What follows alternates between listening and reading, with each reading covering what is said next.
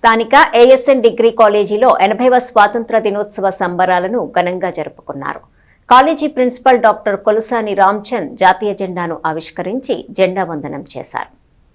స్థానిక ప్రకాశం రోడ్లోని ASN degree కాలేజీలో శనివారం జరిగిన స్వాతంత్ర దినోత్సవ వేడుకల్లో 500 మంది విద్యార్థులు పాల్గొని ప్రిన్సిపల్ డాక్టర్ కొలుసాని రామ్చంద్ అధ్యాపకులతో కలిసి జెండా వందనం చేశారు. ఈ సందర్భంగా ప్రిన్సిపల్ డాక్టర్ రామ్చంద్ మాట్లాడుతూ తమ కాలేజీ సమాజానికి ఉపయోగపడే విద్యార్థులను తీర్చిదిద్దుతుందని హామీనిచ్చారు. భారతదేశ 80వ స్వాతంత్ర దిన సందర్భంగా ఈరోజు ఏఎస్ఎన్ డిగ్రీ కళాశాలలో జెండా వందనం చేసి సుమారు 500 మంది స్టూడెంట్స్ జెండా వందన కార్యక్రమంలో పాల్గొనడం జరిగింది.